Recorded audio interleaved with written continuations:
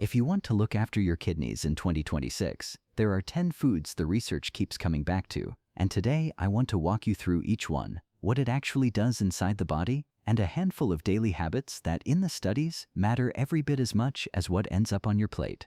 Quick word before we start. I am not a doctor. I am a retired biochemist who reads these papers for the fun of it, so nothing here is medical advice, and anything here belongs in front of your own physician.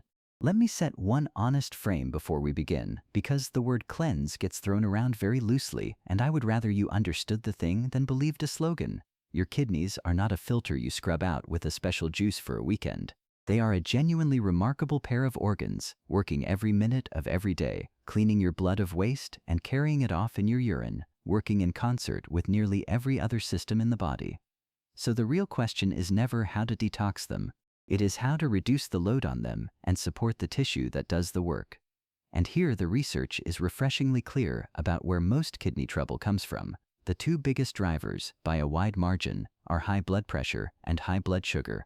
Hold on to those two, because almost everything that follows earns its place by helping with one or the other. There is a great deal of modern living that works against your kidneys: refined and heavily processed food, a heavy hand with the salt, sitting still for years on end, and all of it lands, over time, on these two organs. And let me say a plain word about salt and processed food, because they are the quiet background villains in almost every kidney story, and they rarely get named. When you take in a great deal of sodium, the body holds on to water to keep the concentration in your blood steady, and that extra fluid raises the pressure inside your vessels, which lands directly on the delicate filtering units of the kidney. Most of that sodium, for most people, does not come from the salt shaker at the table. It comes hidden inside processed and packaged food, the bread and the sauces and the ready meals and the snacks, where it is added in quantities you would never spoon on yourself. So one of the most useful things you can do for your kidneys is not really a food you add at all. It is cooking more of your own food from real ingredients, so you are the one deciding how much salt goes in, and it turns out to be a fraction of what the factory would have used. That single shift does more for many people than any superfood on this list. And one important caution up front, the kind the cheerful versions of this video always skip, and skipping it can do real harm. If you already have kidney disease, some of these foods, the ones high in potassium in particular, may be exactly the ones your doctor has told you to limit, because failing kidneys struggle to clear potassium and it can become dangerous. So please hear me clearly. What follows is general interest information for people with healthy kidneys who want to keep them that way. If your kidneys are already compromised in any way, this is a conversation for your own physician and your own dietitian, not a video, and the details genuinely matter for you in a way they do not for everyone else. Before we go on, tell me in the comments how you already look after your kidneys, whether you have made any changes, because I read every one, and stay to the end for the habits, because in the research they carry as much weight as anything you can eat. And I will say plainly, because it needs saying, that the flashy end of this topic, the detox teas and the kidney cleanse kits and the supplement bundles, is largely selling you certainty the research does not support, and sometimes selling you things that are actively unwise for a struggling kidney. Your kidneys do not need a special product to be cleansed. They need the load taken off them and the tissue supported, and that is done with ordinary food, ordinary water, and a few ordinary habits, none of which anyone can put a premium price on. That, more or less, is the whole reason I make these videos the way I do, without a shop attached. And let me add one honest word about the two great culprits, blood pressure and blood sugar, because understanding them makes the whole list click into place. Your kidneys are fed by an intricate mesh of tiny, delicate blood vessels, and both high blood pressure and high blood sugar damage small blood vessels, slowly, over years, often without a single symptom, until a great deal of function is already gone. That silence is the dangerous part. Kidneys rarely complain early, so the foods and habits that matter most are the ones that keep those two numbers in a healthy range, day after day, long before anything would ever show up in how you feel. Keep that in mind as we go, and you will see that almost every item on this list is underneath, either lowering blood pressure, steadying blood sugar, calming inflammation, or simply making the filtering easier by keeping you watered. Food number 1, grapes. Grapes carry a compound called resveratrol, which has genuine antioxidant effects, and in laboratory and animal work, it appears protective against certain kinds of kidney injury, both the sudden sort and the slow, chronic sort. Part of that seems to run through the activation of a cellular pathway called SIRT1, which is involved in how cells manage stress and repair themselves. The National Kidney Foundation has pointed to grapes as a kidney-friendly fruit, and a small glass of grape juice, or a handful of grapes, is the sort of amount that turns up in that discussion. I will hold this one honestly, the way I try to hold all of them. A real compound, promising research, but more suggestive than settled, most of it done in cells and animals rather than in long trials of people, which is exactly the right way to hold a great deal of nutrition science. Eat the grapes because they are pleasant and because the signal points the right way, not because anyone has proven they will save your kidneys. I put grapes first, not because they are the most powerful thing here, but because they make a useful point about how to read all of it. A promising compound in a dish is a reason for mild optimism and a pleasant handful of fruit. It is not a reason to buy an expensive extract or to believe a headline.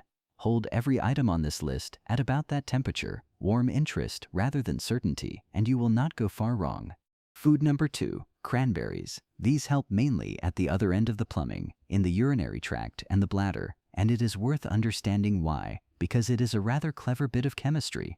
Cranberries carry compounds called proanthocyanidins, and what they do is make it physically harder for certain bacteria to stick to the lining of the urinary tract in the first place.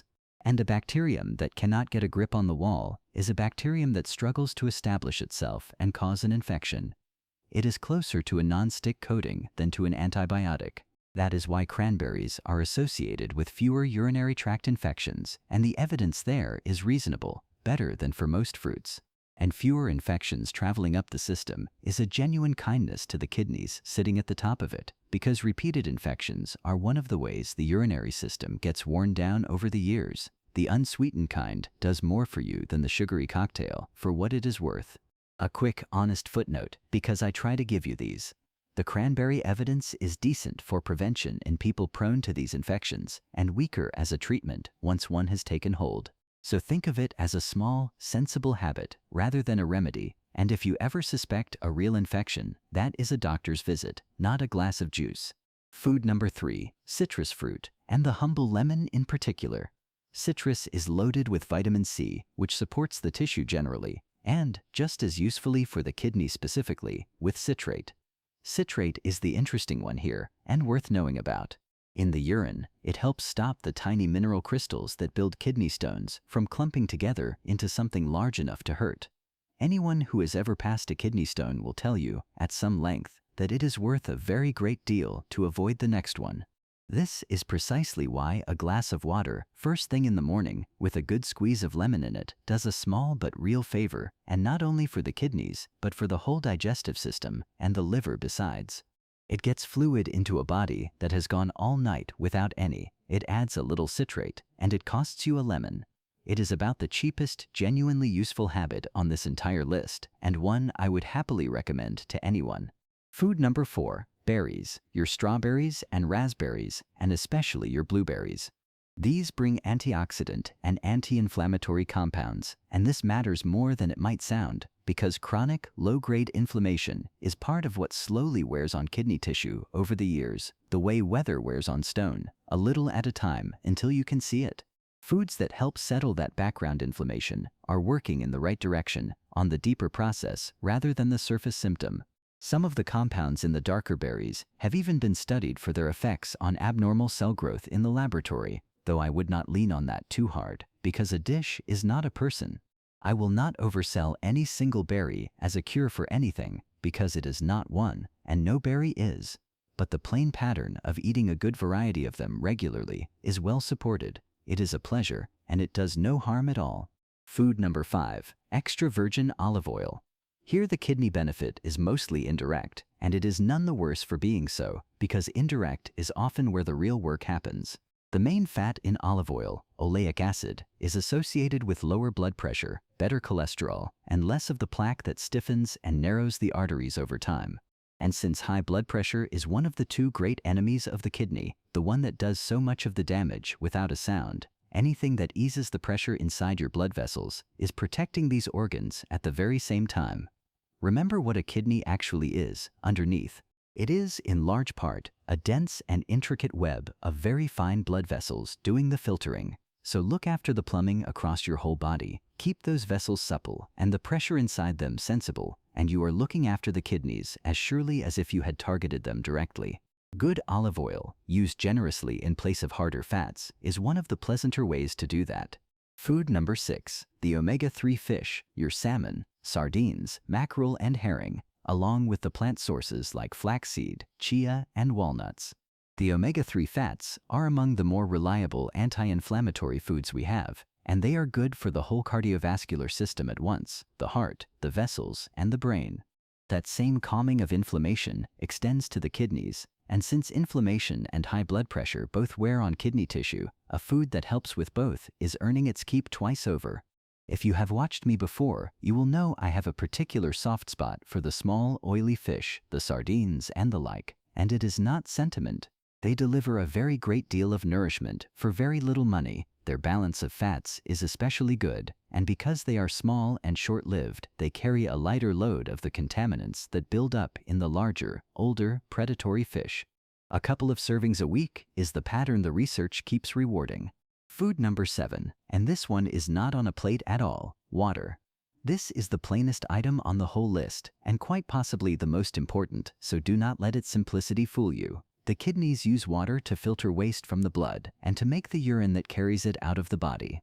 Run short of water, and you make their job harder, and the particular trap in later life is that the thirst signal fades, so you can be genuinely dehydrated without feeling the least bit thirsty, especially in warm weather when you are losing fluid you never notice. Here is a simple gauge the research supports. Look at the color. First thing in the morning, your urine will be darker, which is perfectly normal because you have not drunk anything all night. But if it stays dark through the day, that is your body telling you plainly to drink more, and you will watch it lighten within hours once you do. Not glamorous, I grant you, but few single things do more for a kidney than steady, unforced hydration, sipped through the day rather than gulped all at once. I want to give water its due because it is the least glamorous and most important item here, and because the aging body handles it so differently from a young one. As we get older, the kidneys themselves become less efficient at concentrating urine and holding on to fluid, so we lose a little more than we used to without noticing. At the same time, the thirst signal fades, which is a genuine and well-documented change, not laziness, so an older person can be meaningfully dehydrated and feel nothing at all. Put those two together, and you have a body running a bit dry much of the time, which makes the kidneys filtering work harder and can, over years, contribute to stones and infections. The remedy is unglamorous and free.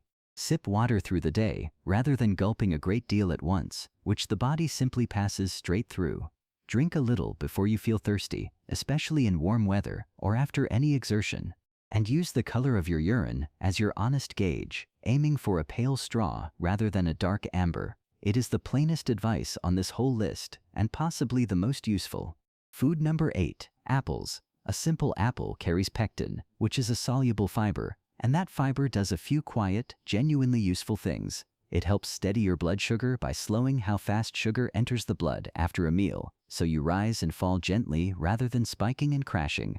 It helps nudge down the harmful cholesterol, and it keeps you feeling full, which helps with the weight around the middle that we will come to in a moment.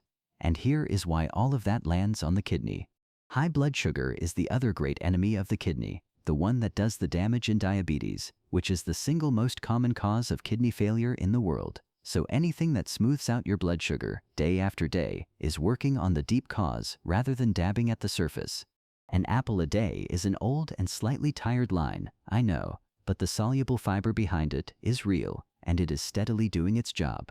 Food number 9. Onions and garlic, even gently sautéed. There is observational research associating people who regularly eat more onion and garlic with lower rates of cardiovascular disease, chronic kidney disease, and high blood pressure compared with those who eat much less of them. Now, I want to flag that carefully because it is exactly the kind of finding that gets misread and turned into a miracle claim. That is an association drawn from watching large populations. It is not proof that the garlic itself did the work, because people who cook this way very often live differently in a dozen other ways too. More home cooking, more vegetables, and so on. But it points in a sensible direction. The flavor is a pleasure, and it costs you nothing to lean into. So lean in, without expecting a miracle. Food number 10. Fermented foods. Your yogurt and kefir, your sauerkraut, kimchi, miso, and the like. These feed the gut microbiome, the vast community of bacteria living in your gut that works hand in glove with your immune system and, as the research is increasingly showing, has a real hand in the level of inflammation right across the body, kidneys included. When that gut community is diverse and well-fed, it tends to produce more of the helpful compounds and fewer of the irritating ones, and the whole system runs a little cooler. A well-fed and diverse gut is part of a well-supported set of kidneys, and this connection between the gut and the rest of your health is one of the more genuinely exciting areas the science has begun to map in the last decade or so. You do not need a fortune in special products for it. A little live yogurt, a forkful of real sauerkraut or kimchi regularly is the pattern that helps, and your gut will thank you for the variety. Now let me give you the habits, because in the studies these carry every bit as much weight as the food, and some carry more. Hydration we have already covered, so drink before you are thirsty.